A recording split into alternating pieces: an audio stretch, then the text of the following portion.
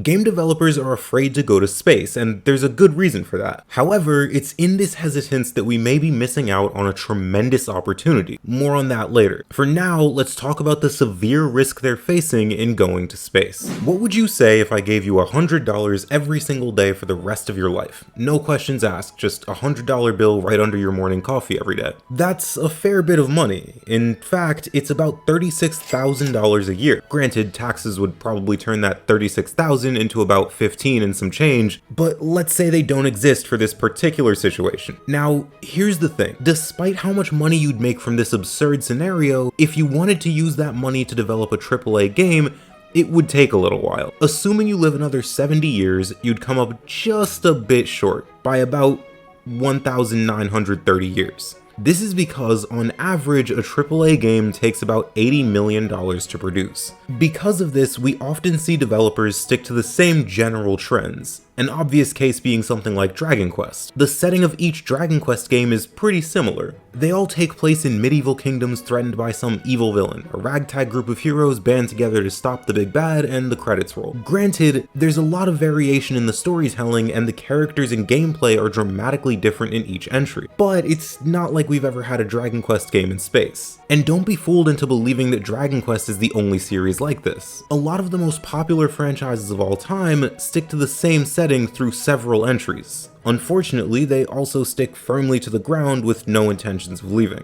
But it's not like that's an inherently bad thing, right? There are plenty of stories you can tell on Earth, and you don't have to be in space to tell a good story. So, if that's the case, why bother taking such a tremendous risk in going to space? You'd be messing with and potentially ruining a formula that's already proven itself successful hundreds of times. There'd have to be something pretty spectacular waiting for us among the stars to leave such a comfortable, safe place. So let me explain just what that something is. Personally, I really like it when games go out of their way to try something different. Granted, it doesn't work every time, but I think it's pretty much always worth it. It's basically the only way we can progress. We have to be willing to try and fail if we want to move forwards. This is partially why I think it's so important that games explore this new frontier. But that's not all there is to it. Let's start with the setting itself. Why exactly is space such an exceptional setting? The answer lies in possibilities. I wasn't totally sure about this idea until I played Starbound a couple years ago. This game showed me something extremely obvious that I didn't realize until I played it. Think about our planet for a second.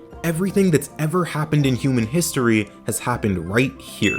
Every single story, from wars that shaped kingdoms, marriages that united lives, and petty arguments over which Zelda game is the best, Breath of the Wild for gameplay and Skyward Sword for story. Anyway, it's because of all these stories that have been told that Earth is such a special place. These stories are what make humanity what it is, and it's all these stories compounded that make for such an interesting setting. But this is just one planet. You could imagine that a separate planet could have ended up entirely different. Every single planet in a game about space could have its own story. Maybe one planet is a futuristic utopia with lush fields and kind rulers, a miracle civilization where everyone's already subscribed to mhswoocer on youtube.com. Maybe this could be the starting planet due to its natural safety.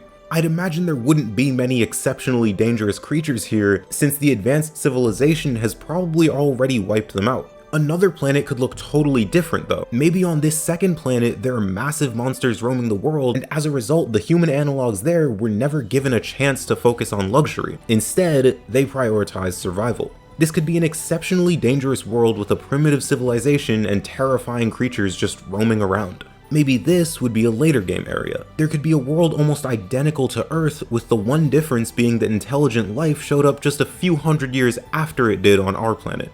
As a result, this world is just entering medieval times, and the most dangerous enemies here would be human-like warriors with less advanced technology. This would be perfect for an early to mid-game area. Maybe you could even go here to stop some tyrant from taking over the world. You and your group are the only ones who stand a chance against them because you have technology that far surpasses theirs. Or even a fourth world where society never even got the chance to exist in the first place. Maybe this is a planet so hostile to life that nothing was ever able to survive here. Something like Mustafar in Star Wars. Nothing would ever naturally live here, So maybe this is a prison planet used by some higher civilization to contain some exceptionally dangerous criminals. This could even be where the main antagonist is locked up before being freed by some plot event. See, part of what makes space so incredible is that each different world could be the main world for any game, but here, it's just one of many. I could keep going with these worlds, the list is endless, but the point is that space allows for hundreds of unique environments, with equally unique stories to tell. Now, while the stories you could tell and the adventures you could have in space are incredible, they're not the only reason you'd go to space. A large part of what makes a video game is the gameplay. I don't think this is a surprise to anyone. So, when considering monumental changes to how you make a game,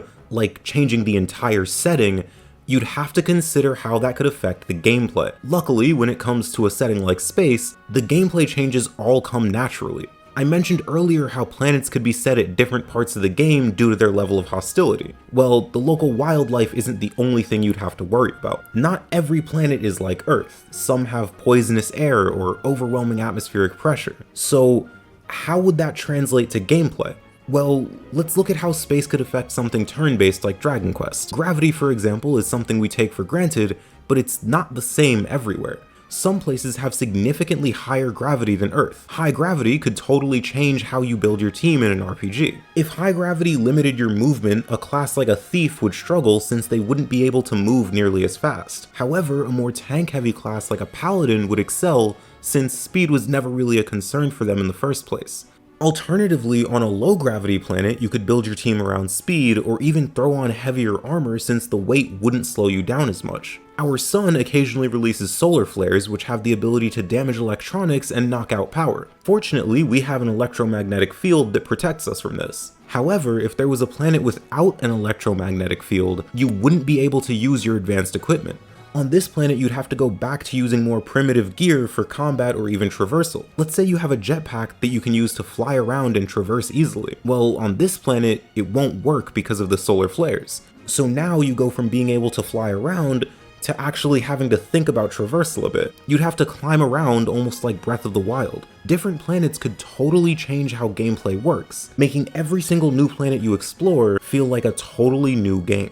Going to space would present a tremendous risk. Similar to real life, it would be extremely expensive and a lot of people won't even think it's worth it. It goes against trends that have been followed for decades and honestly it's just a crazy idea. However, I think at the very least we have to try, because if we get it right, if it does work, the possibilities and adventures that await are endless. But as good as space can make games, I think this video will always remain true. Perfect 10s just don't exist, and this video explains why.